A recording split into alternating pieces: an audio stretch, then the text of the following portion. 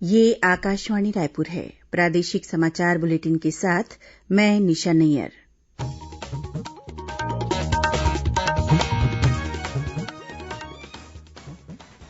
अब पेश है आज के मुख्य समाचार। मरवाही उपचुनाव के लिए आज करीब 77% मतदान होने की खबर। 10 नवंबर को होगी मतगणना।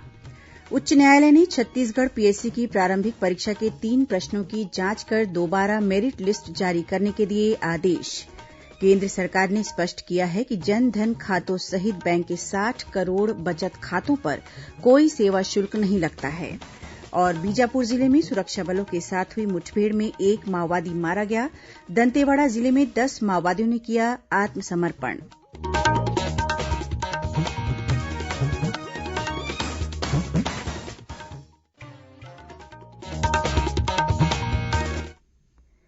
कोरोना महामारी के खिलाफ देश एकजुट होकर लड़ रहा है। आप भी हमारे साथ सुरक्षा और बचाव के 3 आसान एहतियाती उपायों का संकल्प लें।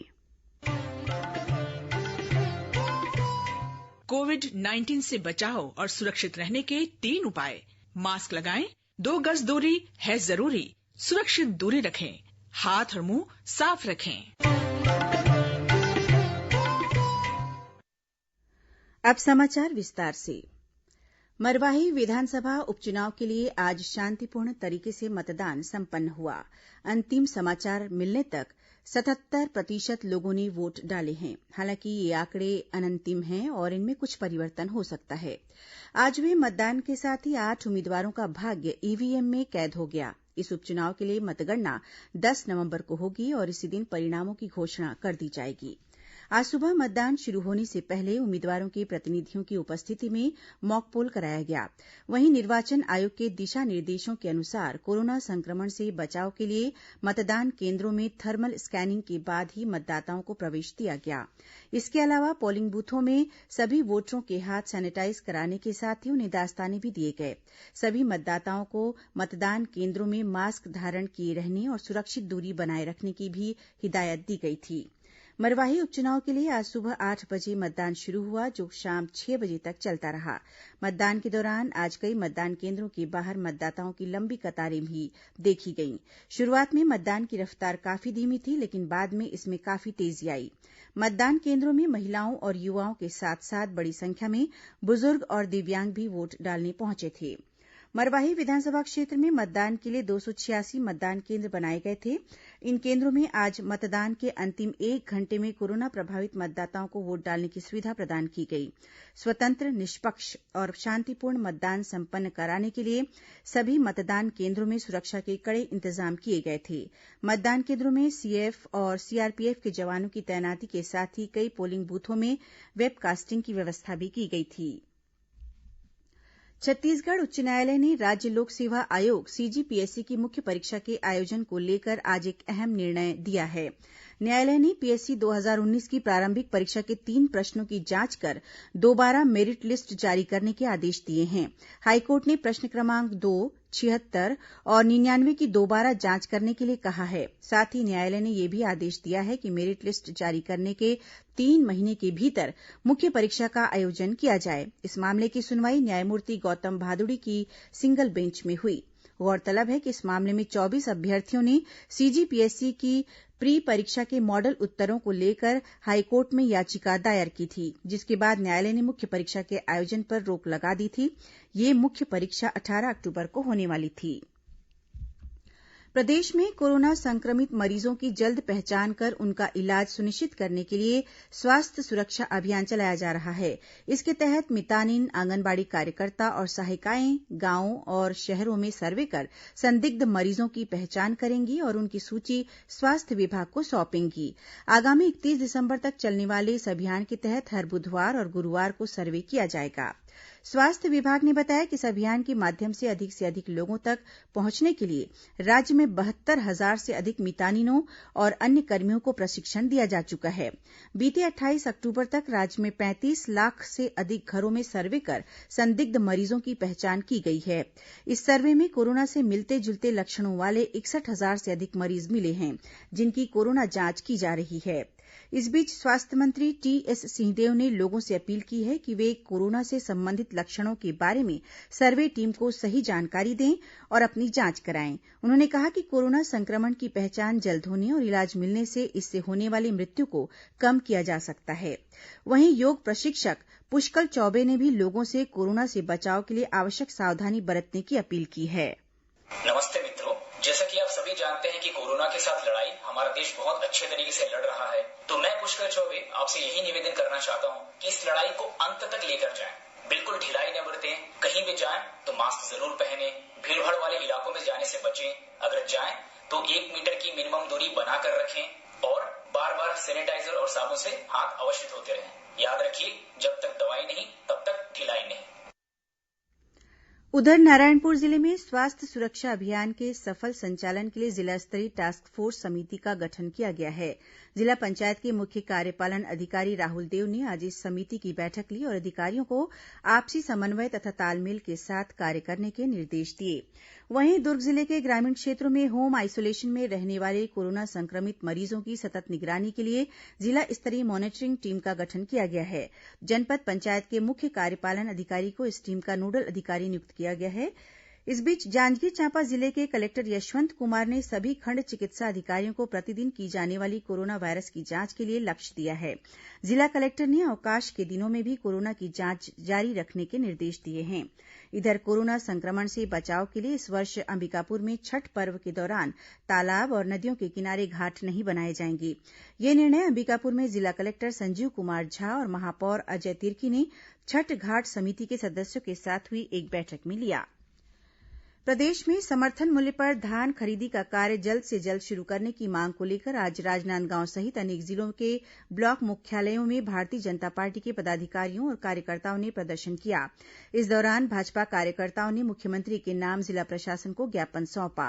राजनांदगांव शहर में महावीर चौक से कलेक्टोरेट तक भाजपा कार्यकर्ताओं ने पैदल मार्च भी किया। गौरतलब है कि राज्य सरकार ने 1 दिसंबर से समर्थन मूल्य पर धान खरीदी शुरू करने की घोषणा की है। प्रादेशिक समाचार आप आकाशवाणी रायपुर से सुन रहे हैं। छत्तीसगढ़ की खबरों से है आपका वास्ता और खबरों की विश्वसनीयता से है हमारा वास्ता। आकाशवाणी समाचार रायपुर के प्रादेशिक समाचार बुलेटिन के साथ ही हमारे समसामयिक कार्यक्रम आप रेडियो के अलावा अपने मोबाइल पर भी सुन सकते हैं। आकाशवाणी समाचार फेसबुक, ट्विटर और यूट्यूब पर भी उपलब्ध है। हमारा Facebook page Chhattisgarh news on AIR, Twitter handle CGAIR news और हमारा यूट्यूब चैनल है छत्तीसगढ़ AIR न्यूज। तो अब रेडियो के साथ ही आपके मोबाइल के जरिए भी हम पहुंच रहे हैं आप तक। छत्तीसगढ़ की हर खबर के लिए सुनते रहिए आकाशवाणी समाचार। और अब आगे बढ़ते हैं बाकी के समाचारों की ओर।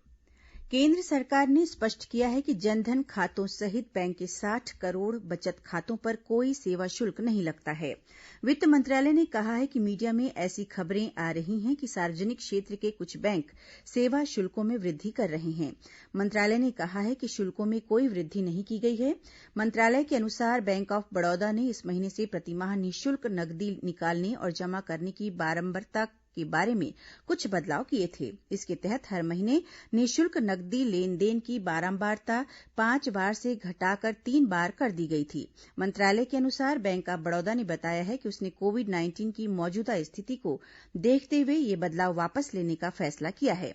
सार्वजनिक क्षेत्र के किसी अन्य बैंक ने हाल में कोई शुल्क नहीं बढ़ाया है। बीजापुर जिले में सुरक्षा बलों के साथ हुई मुठभेड़ में एक माओवादी मारा गया है। मौके से 2 राइफल, 2 पिट्ठू, विस्फोटक सामग्री और माओवादी साहित्य बरामद किया गया है। जिले के पुलिस अधीक्षक कमलोचन कश्यप ने बताया कि मरुडबाका और कमलापुर के बीच जंगलों में ये मुठभेड़ हुई। घटना के बाद इलाके में सर्चिंग अभियान तेज कर दिया गया है।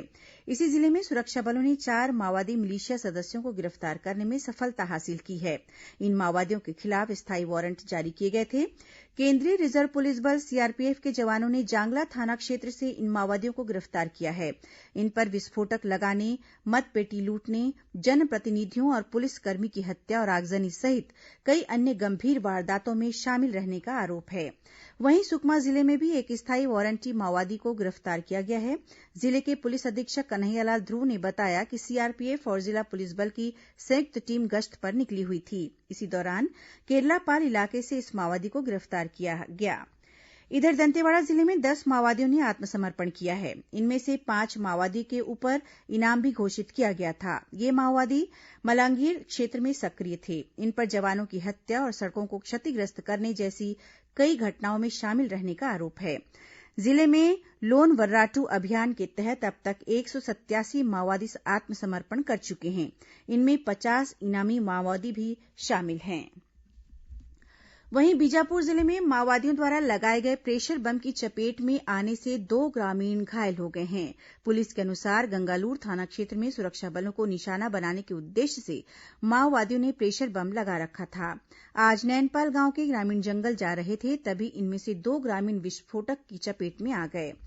उधर धमतरी जिले में माओवादियों ने करही गांव में एक ग्रामीण की हत्या कर दी है। बताया जाता है कि मृतक करही ग्राम पंचायत की सरपंच का पति था। माओवादियों ने पिछले दिनों इस ग्रामीण का अपहरण कर लिया था। आज उसका शव बरामद किया गया है। राज्य सरकार ने किशोर न्याय बोर्ड और बाल कल्याण समिति का गठन किया है।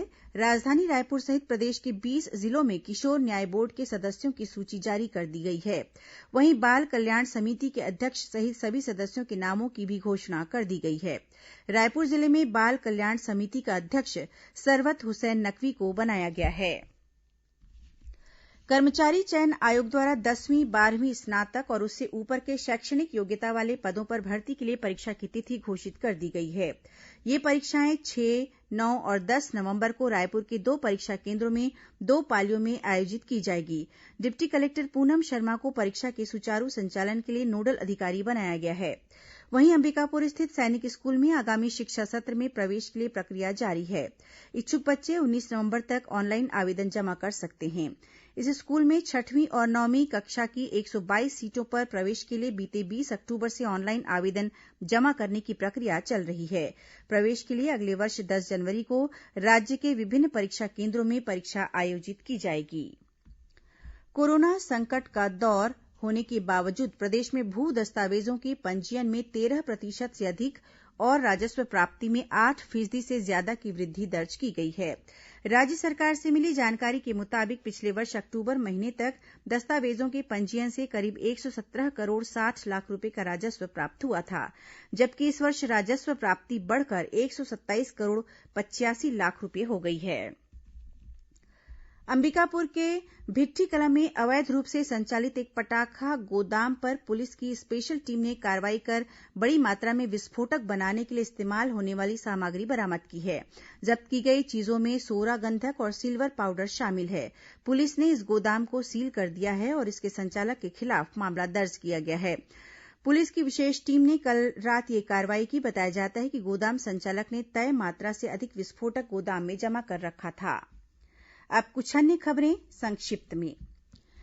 साहित्यकार और छत्तीसगढ़ राज्यगीत के रचयिता डॉक्टर नरेन्द्र देव वर्मा की जयंती कल मनाई जाएगी। इस मौके पर मुख्यमंत्री भूपेश बघेल ने डॉक्टर वर्मा का स्मरण करते हुए कहा है कि छत्तीसगढ़ी भाषा, अस्मिता और लोक संस्कृति को पहचान दिलाने में उन्होंने महत्वपूर्ण भूमिका निभाई थी। भारतीय जनता पार्टी प्रदेश स्तरीय ई बुक का विमोचन कल रायपुर के एकात्म परिसर स्थित भाजपा कार्यालय में होगा। इस कार्यक्रम में पार्टी के राष्ट्रीय उपाध्यक्ष और पूर्व मुख्यमंत्री डॉक्टर रमन सिंह तथा सांसद सरोज पांडेय के साथ ही पार्टी के कई अन्य वरिष्ठ नेता और पदाधिकारी मौजूद रहेंगे। छत्तीसगढ़ शासकीय अधिकारी कर्मचारी फेडरेशन ने अपनी 10 सूत्रीय मांगों को लेकर आज धमतरी में रैली निकाली और कलेक्टोरेट कार्यालय के बाहर प्रदर्शन किया। जांजगीर के डीएलएड प्रथम वर्ष के विद्यार्थियों ने कोरोना संक्रमण को देखते हुए जनरल प्रमोशन देने या फिर ऑनलाइन परीक्षा लेने की मांग की है। इस संबंध में विद्यार्थियों ने जिला कलेक्टर को छत्तीसगढ़ माध्यमिक शिक्षा मंडल के नाम ज्ञापन सौंपा है। कोंडागांव में ग्रामीण स्वास्थ्य संयोजक एएनएम के पदों पर नियमित नियुक्ति के लिए उम्मीदवार 5 नवंबर तक अपने दस्तावेजों का परीक्षण करा सकते हैं। वन्य प्राणी पेंगोलिन की अवैध तस्करी के मामले में वन विभाग ने छत्तीसगढ़ और ओडिशा की सीमा से एक आरोपी को गिरफ्तार किया है। अपर प्रधान मुख्य वन संरक्षक अरुण पांडे ने बताया कि जानकारी मिलने के बाद आरोपी को पेंगोलिन सहित सरसोबदर गांव के पास से पकड़ लिया गया। रायपुर पाटन मार्ग पर जामगांव के पास आज दोपहर हुए सड़क हादसे में एक बालक और बुजुर्ग की मौत हो गई, जबकि एक अन्य बालक घायल हो गया। जांजगीर चांपा जिले में सक्ती के मंदरागोड़ी गांव के पास क्षतिग्रस्त पुल से नीचे गिरने की वजह से मोटरसाइकिल सवार एक युवक की मौत हो गई। और महासमुंद में साइबर सेल की टीम ने क्रिकेट मैच में ऑनलाइन सट्टा खिलाने के मामले में एक आरोपी को गिरफ्तार किया है।